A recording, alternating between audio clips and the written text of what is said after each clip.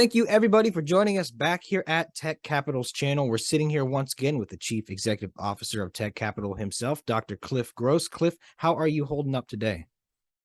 I'm doing quite well, in spite of the choppy weather in Florida. Things are going well. Okay, glad you're being safe down there. But here, previously we got to talk about your origin story and a little bit about the company, but today we want to get down to the brass tacks and just give a good, solid company overview. Are you ready to get into it? Sure. Perfect. So start me off by giving me the elevator pitch and kind of the business model of TekCapital. So, not to revisit what we said last time too much, but the upshot of our goal is to commercialize worthwhile university discoveries that can make a positive impact on people's lives. So each of our portfolio companies, if successful, will hopefully achieve that. They're in different areas in terms of technology. We have one company in respiratory sciences, we have another in food technology, another in smart eyewear, and finally one in autonomous vehicle safety. But they do have this common denominator running through them that if they're successful in manifesting their model, they will make a positive impact on people's lives and perhaps even save lives. Yeah, that was something we had talked about previously, and I found that part to be especially interesting because good business shouldn't just be everybody makes a little bit of money. You're also making a positive impact in the world, which I like a lot. So then walk me through like what the real value propositions of each of these companies are. Okay, well, we can start with, there are four of them. We'll start with the first one, which is Belscura, which is a wonderful respiratory device company. They introduced their first device last year. It's called the Explore. It's a portable oxygen concentrator. It's FDA cleared. It's lightweight. It's quiet, which is important because you have to use it throughout the day. And it also is modular. So as your need for airflow increases, as your disease progresses, you could pop out the filter cartridge and put in a higher capacity cartridge rather than purchase a larger unit. And because these units tend to be quite expensive, upwards of $2,000 to $3,000, being able to save having to buy another unit as your disease progresses is an enormous benefit to the patient and also, of course, to the insurance companies or government agencies that might be providing some of that expense. So that's the current market for Belscura's products. It's those people who need portable oxygen concentrators. In general, they're defined by COPD patients, which number it's the third leading cause of death in the world, and there is about 3.25 million deaths each year from COPD.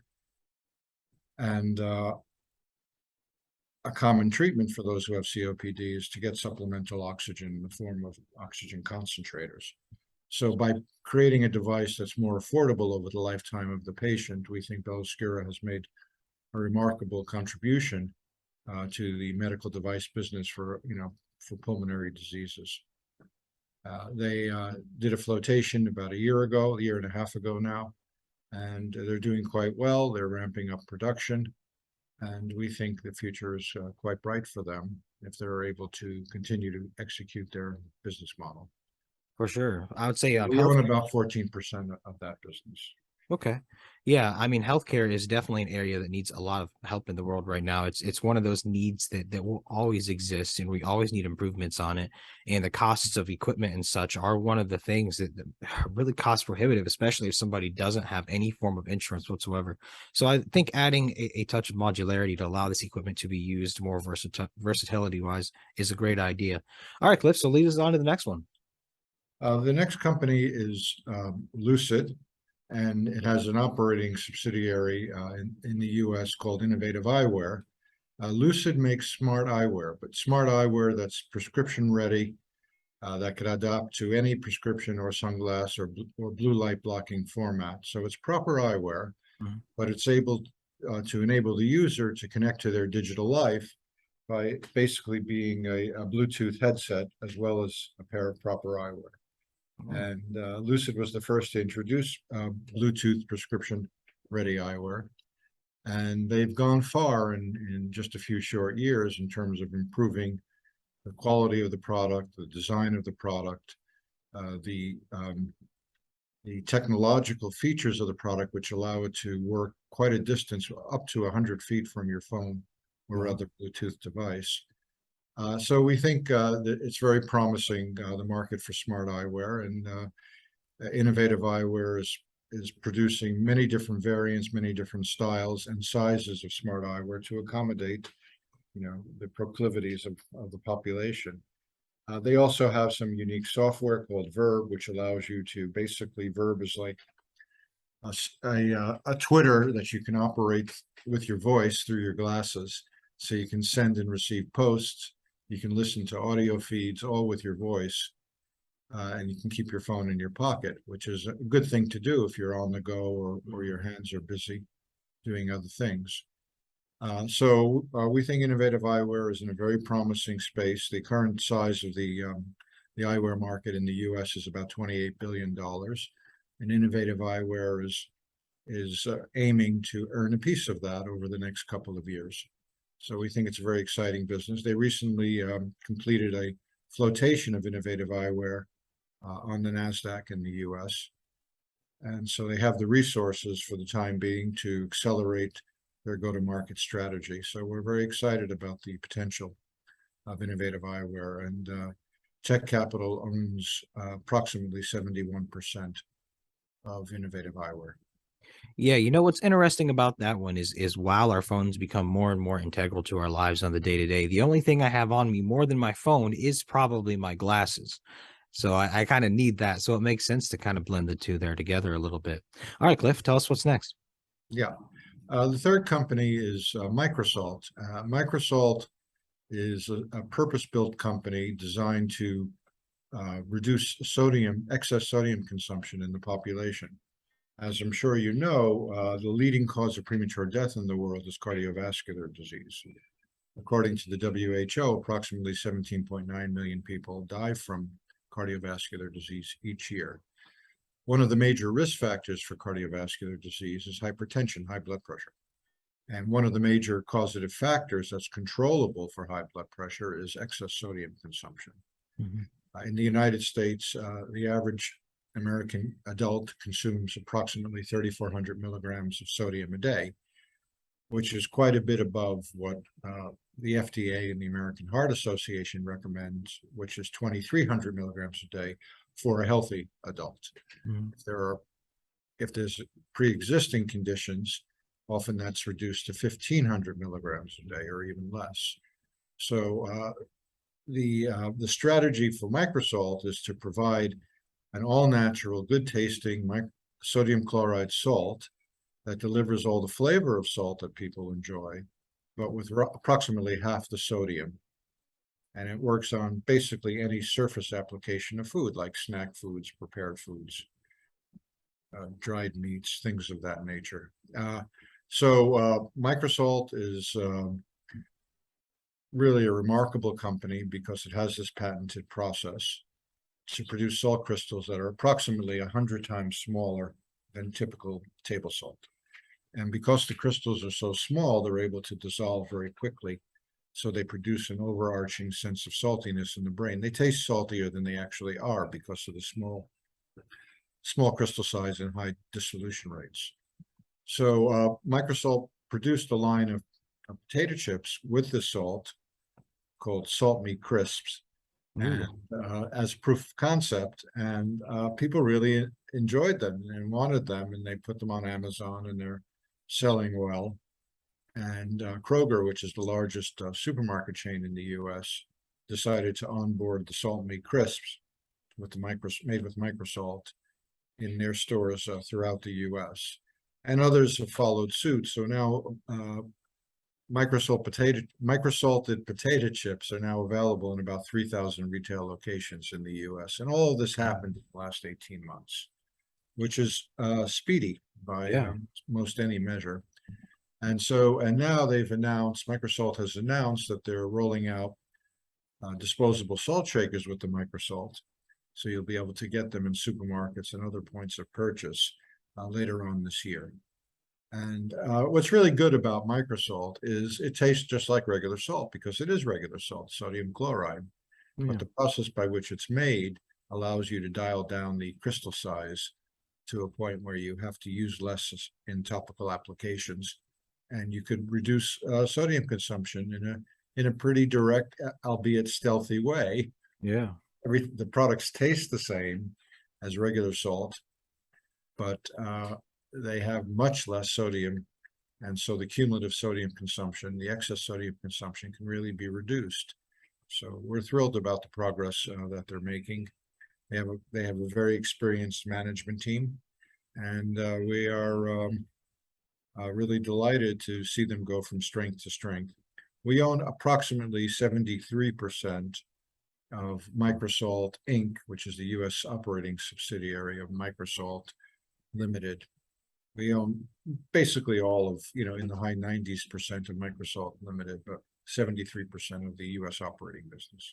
Okay. Yeah. I mean, that's a very elegant solution to getting people to consume less sodium in their day-to-day lives. Often elegant solutions you see go a lot farther because it's not overcomplicating matters at all. Yeah, we want, you can always say, well, why don't people just eat less salt if that's the problem? And yeah, theoretically, that would make a wonderful amount of sense, but practically it doesn't work. Yeah. People enjoy their salty snacks, and manufacturers want to make snacks that people enjoy. And they also like using salt because it's also a preservative as well as a condiment.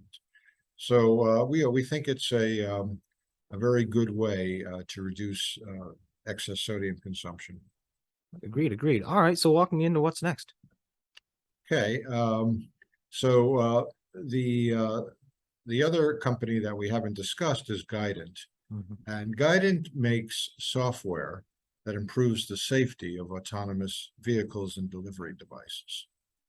That's their focus business. As everybody knows, the world's automotive fleet is becoming electrified. And it's obviously it's good for the planet. It's also good for the consumer. And most electrified vehicles have in their sights the goal to become autonomous, because that it really democratizes transportation. It allows people, regardless of ability, to basically go from point A to point B at any time of the day by calling a vehicle in an Uber-like fashion. And it reduces the cost of transportation because a big part of the cost is the driver, whether you're delivering through 16-wheel vehicles on interstates or delivering pizzas from a local Domino's store to a person's home. A big part of that cost is the physical driver taking that product from point A to point B. So most companies involved in human transport and product delivery are really trying hard now to perfect autonomous delivery devices. And the technology has gotten much better just in the last 3 years. The LiDAR systems have gotten better. The autonomous artificial intelligence systems have gotten better. But the edge cases, or simply stated, the things that can go wrong, are still infinite, relatively speaking. Fair. So there will be accidents, and there are, in fact, accidents with various levels of autonomy that are currently available. The problem with these accidents, as compared with regular automobile accidents, which is a significant problem in and of itself, the problem with these accidents is in many, if not most situations, there will not be a driver that will be available to help resolve that issue by calling a first responder or getting out of the vehicle, assisting pedestrian. So the thought is that we formulated Guidant was that akin to air traffic control, the land-based transportation system, when it becomes autonomous, is going to need a monitoring system that can monitor the vehicles. And if one gets into a mishap, it could call a first responder or take over control of the vehicle, move it off the roadway, etc. So that remote monitoring and control, which obviously did not exist in any form 3 years ago, was what Guidant sought to build. And they wanted to provide it, and this was their business model, they wanted to provide it in a SaaS-like model as a service.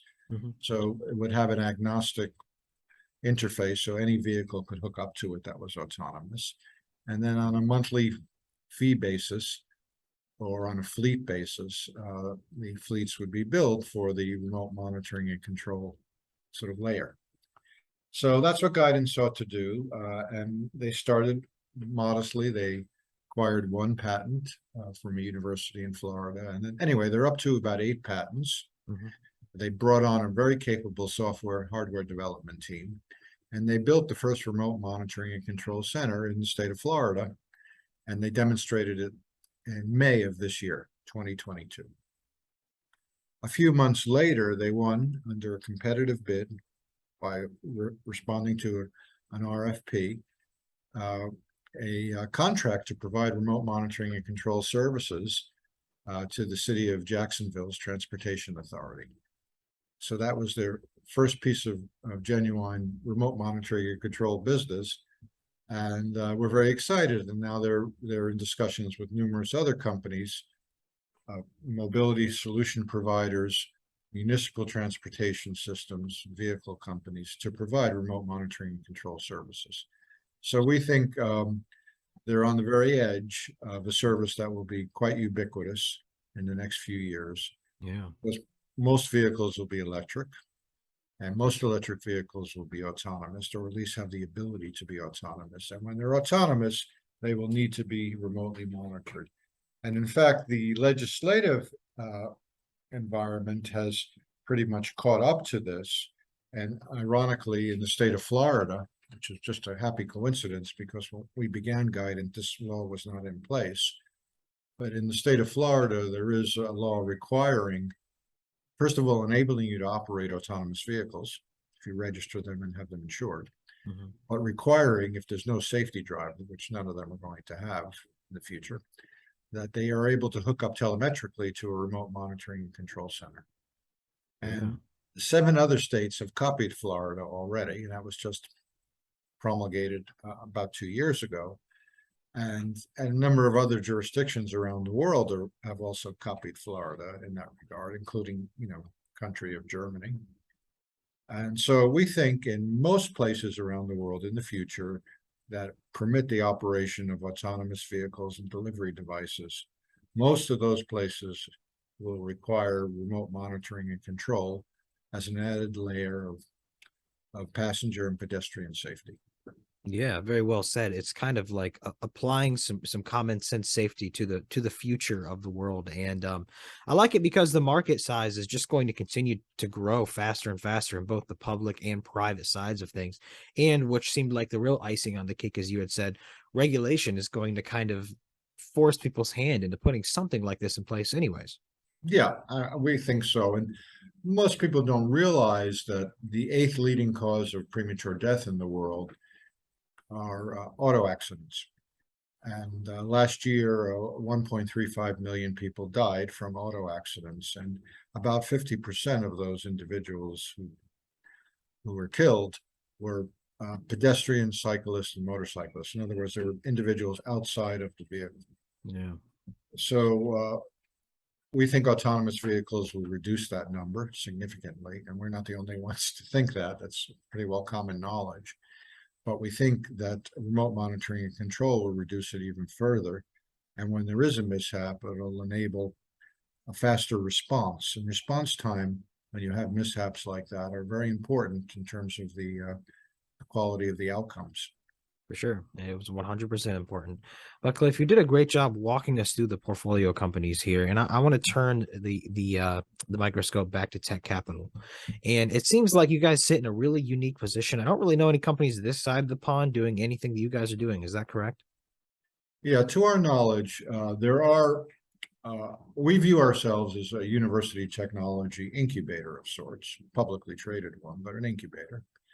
And there are university technology incubators at many universities in the US, but they're private companies and they're often operated by the universities themselves. So they're really an extension of the university's mission, to make a social contribution to the community by commercializing the technologies that their professors and scientists have developed. But in the commercial space, there are not too many companies in the world that do what we do, which is acquire and commercialize university discoveries to, improve social outcomes and also produce returns on invested capital for our shareholders. Mhm. There's a few that trade that are listed in the UK, just a small handful, 3 or 4 of them. But in the US, we don't know of any that are listed at this point. Perfect. Well, Cliff, I think you did a great job giving people a solid general overview here. But if anybody has any questions, please don't be shy and send them over to us. Is there anything else you want to add for people before we go, Cliff? No, I think that we covered a lot of territory. I appreciate the opportunity and the interest and the good questions. I hope you have a great afternoon. Perfect, Cliff. Always a pleasure. Please have a wonderful day yourself. Thank you. Thank you.